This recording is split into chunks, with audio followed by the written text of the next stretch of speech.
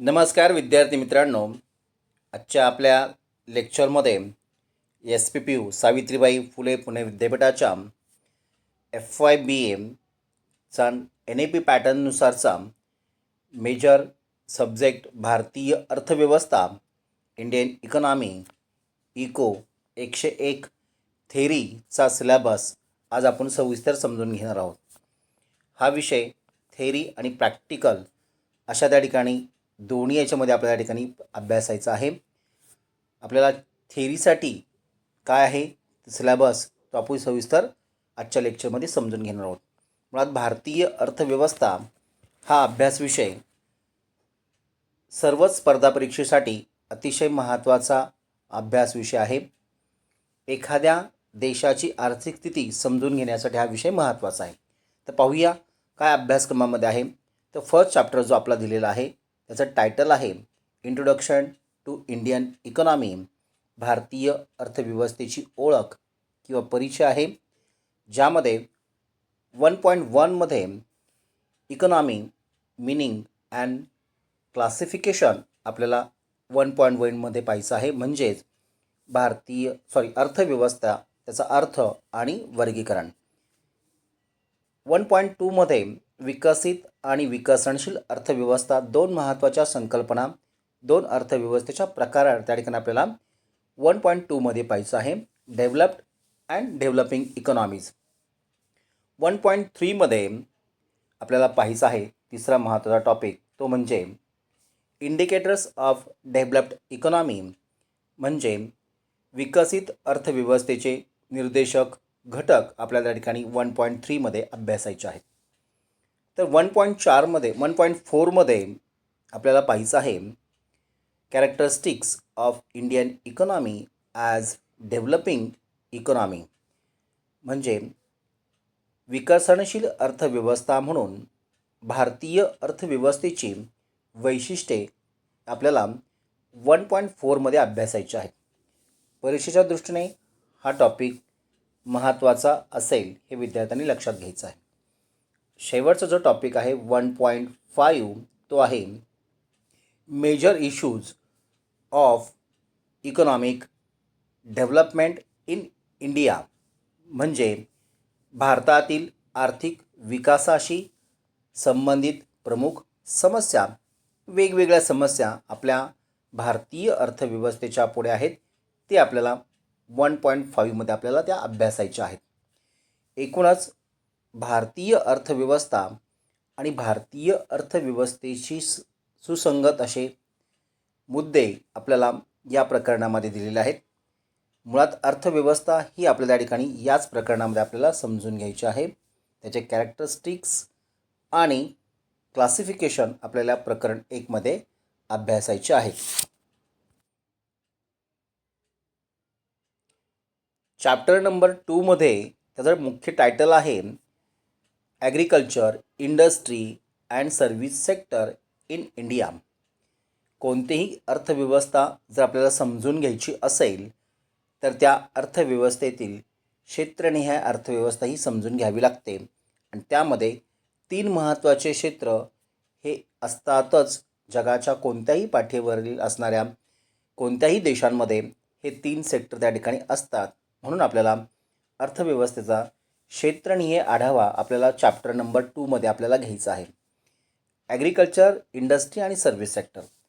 2.1मध्ये sectoral structure of an economy, म्हणजे अर्थव्यवस्थेचा क्षेत्रीय रचनात्मक आकृतिबंध म्हणजे काय हे आपल्याला 2.1मध्ये आपल्याला ते पाहायचं आहे. 2.2मध्ये contribution in economic development of India, त्यामध्ये पर्टिक्युलर ॲग्रिकल्चर, इंडस्ट्री आणि सर्व्हिस सेक्टर्स, म्हणजे भारताच्या आर्थिक विकासातील योगदान, ते कृषी क्षेत्राचे, औद्योगिक क्षेत्राचे आणि सेवा क्षेत्राचे, अशा 3ही क्षेत्रांचं आर्थिक विकासातील योगदान 2.2मध्ये आपल्याला ते अभ्यासायचे आहे. परीक्षेच्या दृष्टीने हा टॉपिक महत्त्वाचा असेल.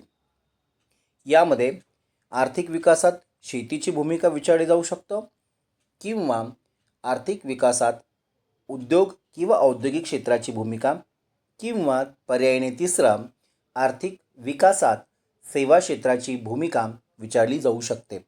या तीनही क्षेत्रांपैकी किमान एक किंवा दोन प्रश्न त्या ठिकाणी आपल्याला दीर्घोत्तरीसाठी विचारले जाऊ शकतील.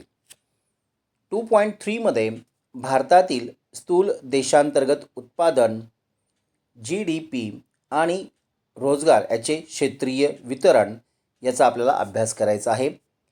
Sectoral distribution of gross domestic product GDP and employment in India असा आपल्या टॉपिकमध्ये अभ्यास करायचा आहे. तर लास्टचा जो टॉपिक आहे तो म्हणजे 2.4 सर्वात महत्त्वाचं म्हणजे कृषी, उद्योग आणि सेवा क्षेत्रामधील परस्पर अवलंबित्व. इंटरडिपेंडन्सी बिटवीन ॲग्रिकल्चर, इंडस्ट्री आणि सर्व्हिस सेक्टर ह्या तीनही क्षेत्रांचा आंतरवैयक्तिक संबंध किंवा परस्पर अवलंबित्व संबंध आपल्याला शेवटच्या टॉपिकमध्ये समजून घ्यायचा आहे. प्रकरण नंबर 2मध्ये देखील सर्वच क्षेत्र त्या ठिकाणी घेण्याचा प्रयत्न अभ्यासक्रमामध्ये केलेला आहे आणि महत्त्वाचं आहे सेक्टर वाईज इकॉनॉमी आपल्याला त्या ठिकाणी अभ्यासणं गरजेचं असल्यामुळे त्या ठिकाणी आपण इथे ॲग्री, इंडस्ट्री आणि सर्व्हिस अशा तीन ही क्षेत्रांचा अभ्यास यामध्ये दिलेला आहे. उरलेला अभ्यासक्रम मात्र आपल्याला प्रॅक्टिकलमध्ये दिलेला आहे, तो मात्र आपल्याला त्या ठिकाणी अभ्यासणं देखील गरजेचं आहे. म्हणजे इंडियन इकॉनॉमी म्हणजे फक्त 2च चॅप्टर नाही आहे, हे मात्र विद्यार्थ्यांनी लक्षात घ्यायचं आहे. उर्वरित सिलेबस आपला प्रॅक्टिकल सिलेबस त्या ठिकाणी दिलेला आहे प्रॅक्टिकलमध्ये, तो देखील आपण समजून घेतला पाहिजे. तर प्रॅक्टिकलचा सिलेबस देखील आपण पाहूयात. काय आहे नक्की प्रॅक्टिकलमधले सिलेबसचे टॉपिक्स. प्रॅक्टिकलच्या सिलेबसमध्ये पॉप्युलेशन इन इंडिया हा त्या ठिकाणी आपला चॅप्टर आहे. लोकसंख्या, तेही भारतातील लोकसंख्येचा आपल्या ठिकाणी अभ्यास या ठिकाणी दिलेला आहे.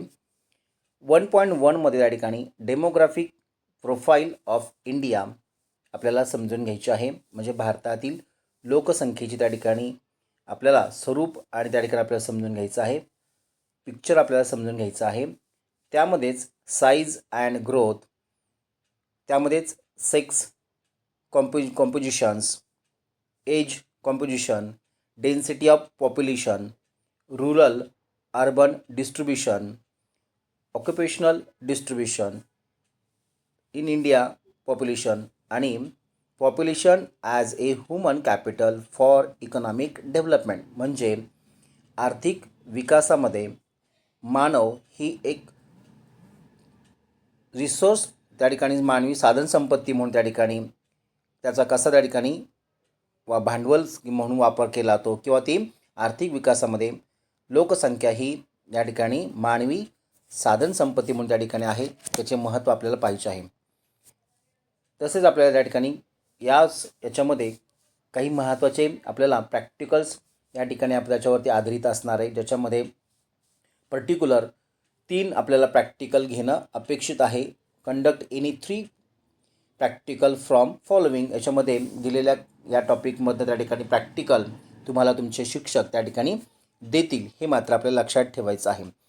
प्रॅक्टिकल त्या ठिकाणी एक्झाम पॅटर्न देखील आपण त्या ठिकाणी जाता तो पाहूया.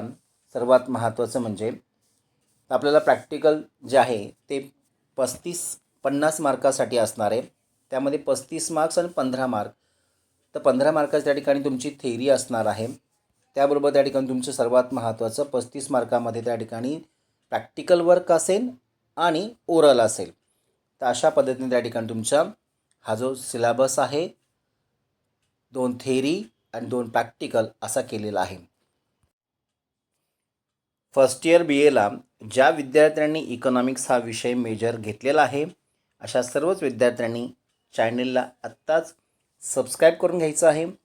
बेल आयकॉन प्रेस करून ठेवायचे आहे, जेणेकरून आपल्याला आपल्या सिलेबसशी संबंधित असणारे पुढील सर्व लेक्चर्स त्याचं नोटिफिकेशन तुम्हाला ते प्राप्त होतील. आणि तुम्हाला आणखीन कोणकोणत्या टॉपिकवर लेक्चर अपेक्षित आहे ते मात्र कमेंट्समध्ये सांगायला विसरू नका. हा चॅनल आवडला असल्यास याला लाईक करा, आपल्या सर्व मित्रांना जास्तीत जास्त शेअर करा. पुन्हा भेटूया आपण अशाच अर्थशास्त्राच्या लेक्चरमध्ये. तोपर्यंत धन्यवाद.